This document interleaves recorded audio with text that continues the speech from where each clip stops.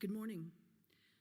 For those of you whom I have not yet had the privilege to meet, my name is Joanne Drake. I'm the Chief Administrative Officer of the Ronald Reagan Presidential Foundation.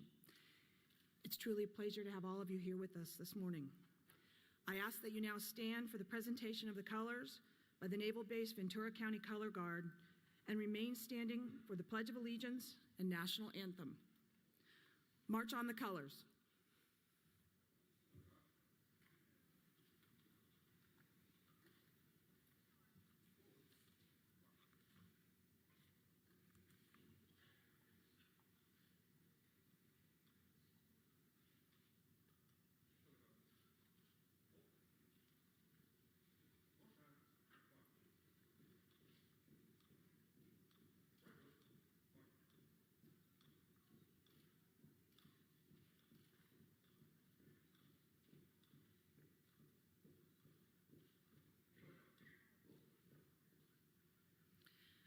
Please now welcome Gabrielle Shamoun and Laurel Rodewald of the Ronald Reagan Centennial National Youth Leadership Committee, who will lead us in the Pledge of Allegiance. We dedicate this pledge to all the men and women who wear the uniform of the United States of America and serve to protect our freedoms around the world. Please join us in saying the Pledge of Allegiance. I pledge allegiance to the flag of the United States of America and to the republic for which it stands, one nation, under God, indivisible, with liberty and justice for all. Thank you.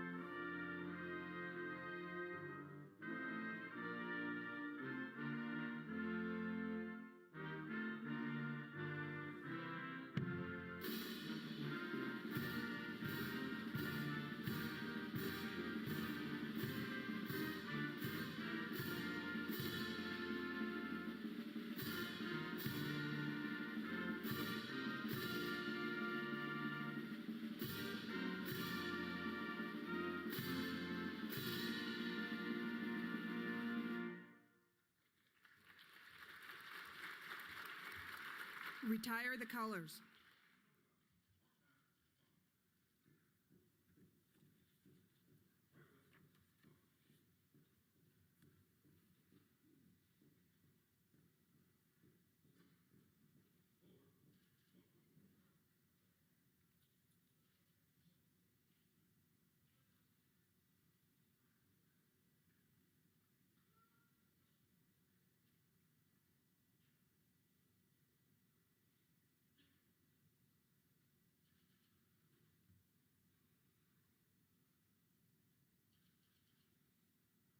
Please be seated.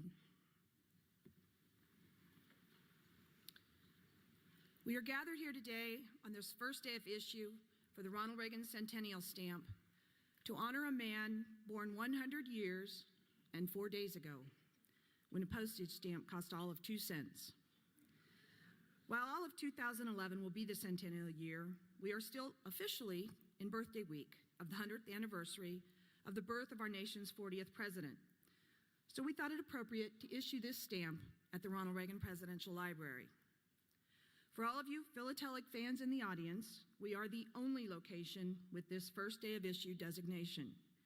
Our friends in Tampico and Dixon, Illinois will also have first day of sale ceremonies, but we are the only spot in the country with the first day of issue cancellations. On the first day of this centennial year, we watched as the Ronald Reagan float traveled down Colorado Boulevard in the Tournament of Roses parade. You can even see a few of the portrait panels from that float in our tent after the program. Since January 1st, we've opened a newly renovated museum with over 18 new galleries. We've engaged in an academic forum with the University of Southern California, and today and tomorrow with the University of Virginia, back in our nation's capital. We've celebrated at a Concert for America with such legends as the Beach Boys and Lee Greenwood. We've heard from young entertainers, athletes, students, soldiers, and even some sailors from the deployed USS Ronald Reagan, who are all serving on our Centennial Youth Committee. We've heard senior statesmen offer us retrospectives on President Reagan's leadership and guidance on lessons learned from his extraordinary life. And maybe most important symbolically, for this kind of celebration anyway, we sang happy birthday more than once. As we move forward in this year of the President's Centennial, we will be hosting a series of events and educational programs around the world designed to remind people of one simple fact, that Ronald Reagan was truly an inspirational American. Not only did he change a nation, but he changed the world. A coin with President Reagan's image will be sent to all 14,000 high schools in the nation, all Division I NCAA schools, and every NFL team to be tossed at the opening of their football games next September in commemoration of the President. Statue unveilings and celebrations in his honor will occur around the world, from Washington, D.C. at the Reagan Airport to Grosvenor Square in London, across from the U.S. Embassy, and across Central and Eastern Europe from Berlin to Prague to Budapest, where President Reagan's vision of freedom left an indelible mark on the world. Hundreds of students will receive college scholarships over the next 10 years through the rollout of the G.E. Reagan College Scholarship Program. We've had a good start to this centennial celebration, and we hope you will all join us for many more events in the coming months. Today, we are privileged to have with us a distinguished member of our Board of Trustees. Most recently, he served as the U.S. Ambassador to the Court of St. James from 2005 to 2009. He is a scholar, a businessman, a philanthropist, and a friend of the Reagans. In addition to our board, he serves or has served on the boards of several prominent civic organizations, including the National Endowment for Democracy, the USC Annenberg School for Communication, the Woodrow Wilson International Center for Scholars, and the Los Angeles Museum of Contemporary Art. Without question, he has known the Reagans longer than anyone else in this room, over 50 years, and he's very young. In fact, when we were working on the publication of President Reagan's handwritten diary from his 8 years at the White House, it was Bob Tuttle's name that came up almost 75 times. In the early days of the Reagan White House, he served as a special assistant to the president. But in 1985, President Reagan appointed him Director of Presidential Personnel, a position he held until the end of the administration. I also noted as I went through that diary that he was listed so often on President Reagan's schedule for the Oval Office that instead of referring to it as personnel time, by the end of the administration, it became known to the president as Tuttle time. Ladies and gentlemen, it gives me great honor to introduce Ambassador Robert Tuttle.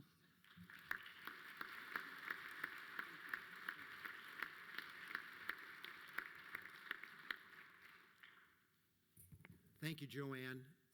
No one in any introduction has ever called me a scholar, so you've got to promise, don't go look at my grade point average in any of the schools I attended.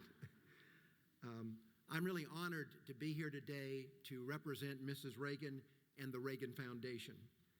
And I want to thank the U.S. Postal Service for making this centennial stamp a forever stamp that honors Ronald Reagan's life and legacy, and that will be available to millions of American citizens. Unveiled by Mrs. Reagan in a ceremony here at the library on December 13th, 2010, the stamp, as Joanne said, went on sale today, and it'll soon be on sale at post offices throughout the United States. As the historic year-long Reagan Centennial celebration began here this past weekend, marking the 100th anniversary of his birth, much has been said about the extraordinary qualities of President Ronald Reagan and his extraordinary achievements. It was one of the great privileges of my life to have worked in the Reagan White House for 6 years and to have known Ronald Reagan, as Joanne said, since I was a young man. During the second term of the Reagan administration, I was Director of Presidential Personnel. Personnel's responsibility were to recommend to the President those individuals who should receive presidential appointments: cabinet secretaries, judges, ambassadors, members of regulatory agencies. By the way, I tried to recommend myself as an ambassador, but the President saw through that. Had to wait a while. Those who would have the duty of carrying out the President's agenda. Theodore Roosevelt once said about presidential personnel that for every presidential or every political appointment he made, he created 10 enemies. And those were the ones who wanted the job and didn't get it. And then one ingrate who got the job but thought he deserved it all along. And I would only add that modern presidents have gotten smarter and have delegated that job to the personnel director. And it was because of holding that job, as you can imagine, that I was not too popular. Perhaps the only person who was unpopular in the Reagan White House as I was our next speaker, Jim Miller. As director of the White House Office of Management and Budget, his job was to say no to people who were asking for more money for their departments. But, and this is what's important, in spite of the unpopularity and the pressure, it was a great honor for me to have served President Reagan. I went to work each day knowing how fortunate I was to serve such an optimistic, idealistic, and yet humble man. Aware of the amount of criticism that was heaped on the personnel director, and believe me, there was a lot, and in spite of the weight of his own position, the President went out of his way at our weekly meetings to downplay any criticism he had received in regard to personnel decisions, and that always boosted my spirit. And I believe it was that quality that made all of us who served him so dedicated to his cause.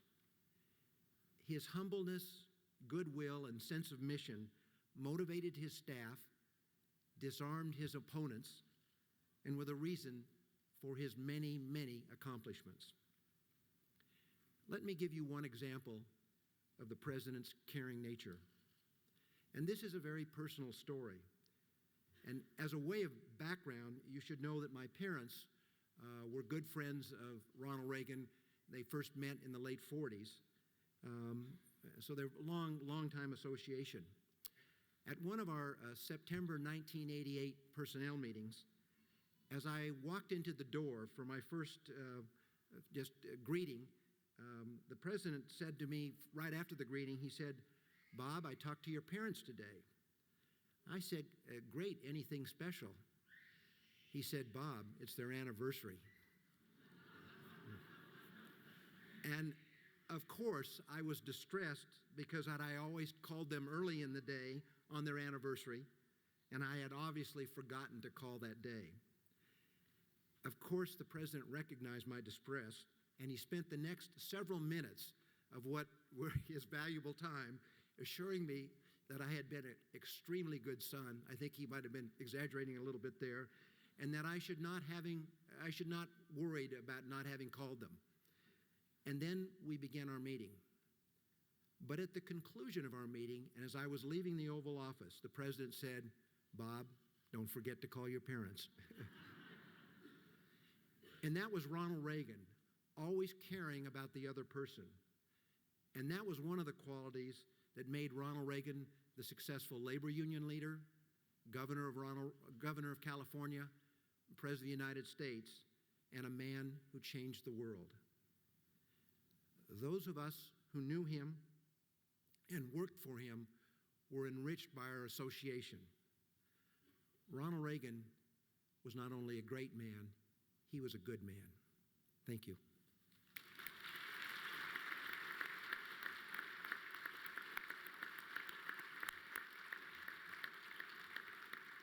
another personal story that speaks to how good a man he was and how much he thought of Bob Tuttle. I did note when I was going through the diary that on one August day, he noted at the end of the day that he had snuck up to the second floor of the White House to wish a certain Bob Tuttle happy birthday. That was hard to come by. All of us who served President and Mrs. Reagan are truly delighted at the issue of this historic forever stamp. Mrs. Reagan would want you to know how much it means to her and what a distinct honor the United States Postal Service has bestowed upon her husband. While she was unable to join us today, she sent a letter which I would now like to read. Dear friends, thank you all for coming to the Reagan Library today to celebrate the first day issue of the newest Ronald Reagan stamp. Ronnie would be thrilled to know he is now the subject of not one, not two, but 3 postage stamps. Ronnie was the athlete in the family, not me, but I'm told he'd appreciate that this would be referred to as a three-peat. I am so grateful to everyone who has helped make today's ceremony possible, especially Postal Service Governors Jim Miller and Mickey Barnett, who helped me to unveil the image last December and have been kind enough to come back today for the first day issue. And I send my very special thanks to my dear friend, Ambassador Bob Tuttle, for being there to represent me today. I loved the first stamp image so much that I bought enough of them to ensure I would never have to mail a letter that didn't feature my husband's smiling face in the upper right-hand corner. Now I have 2 stamps to choose from, each one representing a different side of Ronnie, one formal, one casual. He's equally handsome in both. I hope you all like this new stamp as much as I do. Thank you for coming today. Sincerely, Nancy Reagan.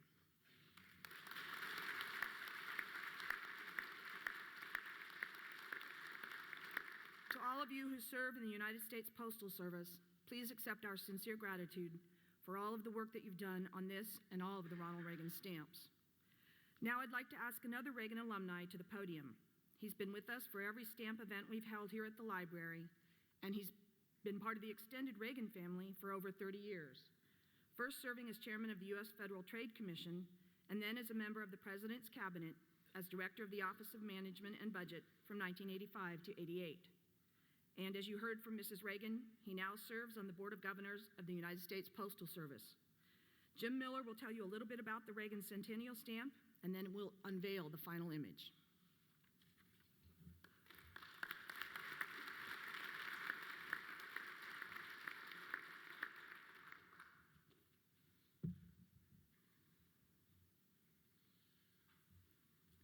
Isn't it a wonderful pleasure to hear the Star-Spangled Banner played the way it was intended to be played?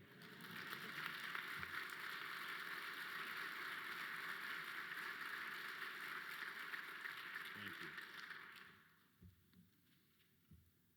Well, thank you, Joanne, for that kind introduction, and Ambassador Tuttle, my colleague Governor Barnett, other distinguished guests, ladies and gentlemen. It's an honor to be in this magnificent facility on the first day of issue of the new Ronald Reagan Centennial stamp, a forever stamp.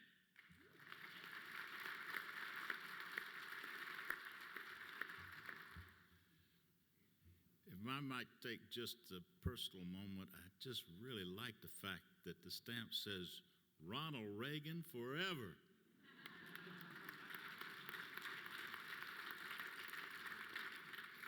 Now, I don't know about you, but I plan to buy a lot of these stamps. Now, won't y'all join me in buying a lot of stamps? You see, the Postal Service needs the money.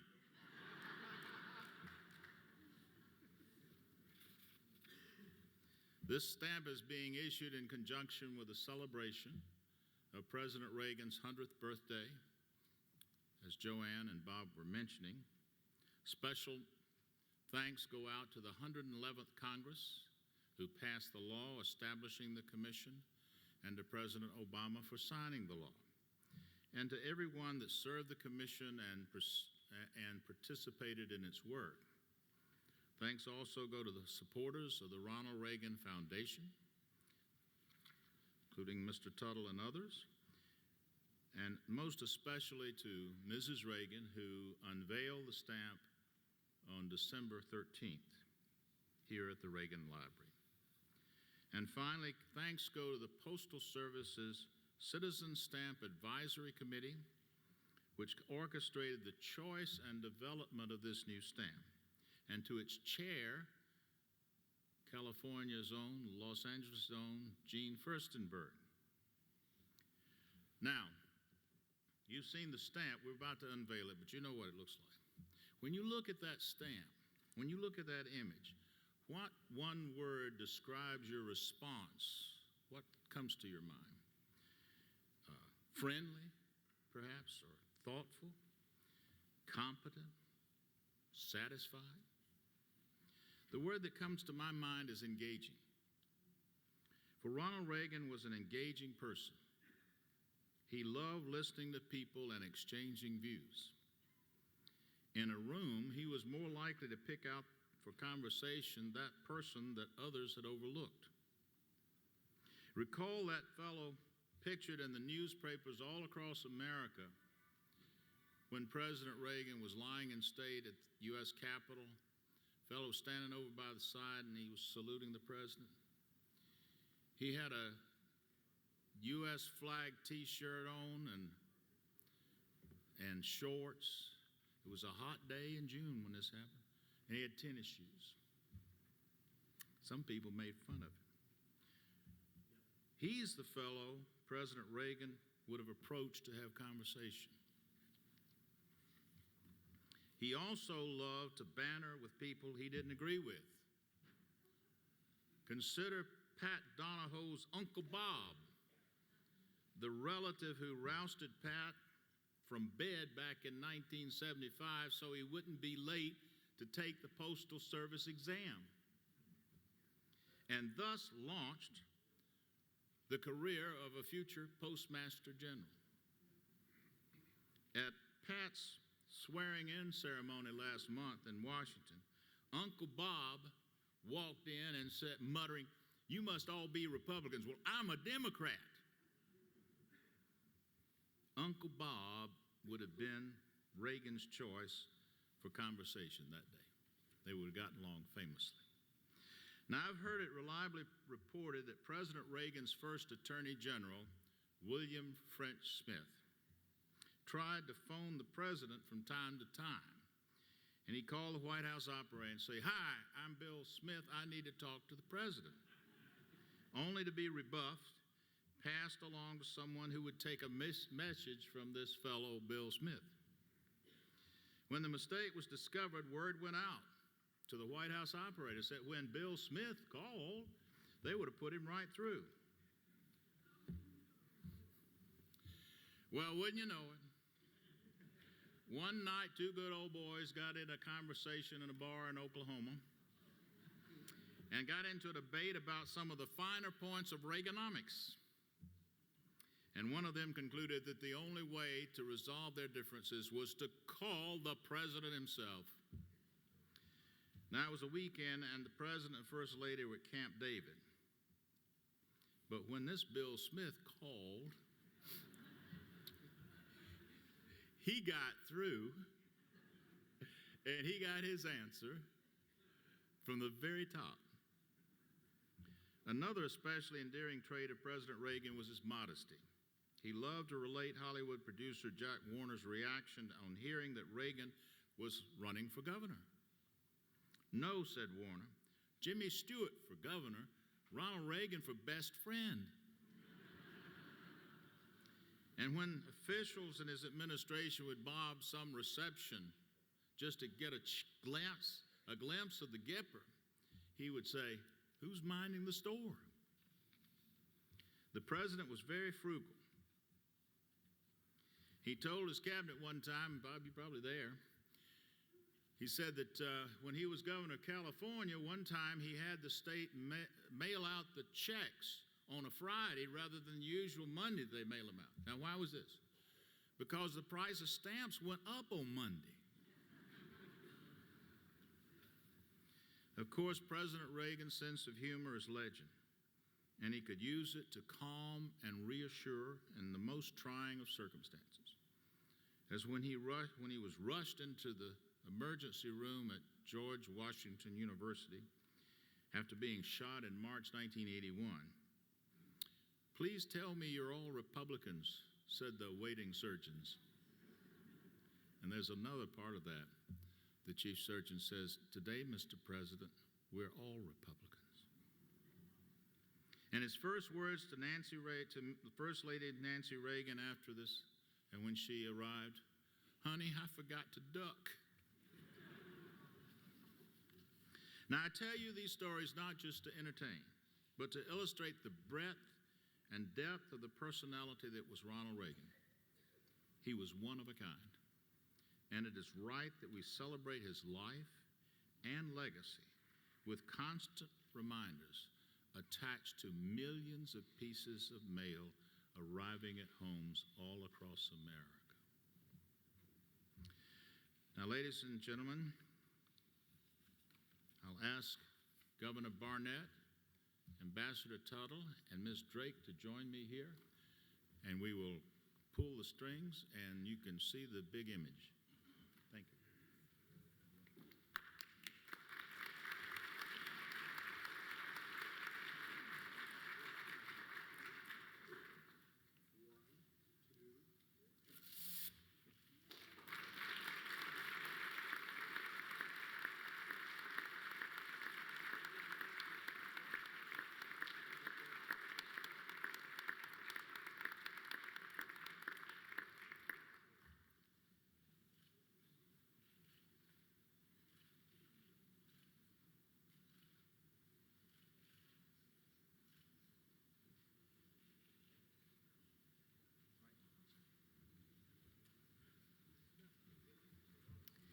Ladies and gentlemen, thank you so much for being with us here today.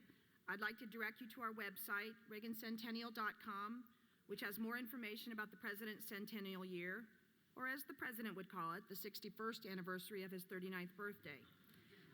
You can purchase stamps in our tent until 1 p.m., and for our program participants, there will be a short autographing session immediately following the ceremony to my right.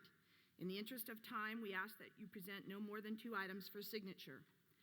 I'd like to thank the renowned United States Air Force Band of the Golden West for all of their contributions to our event today.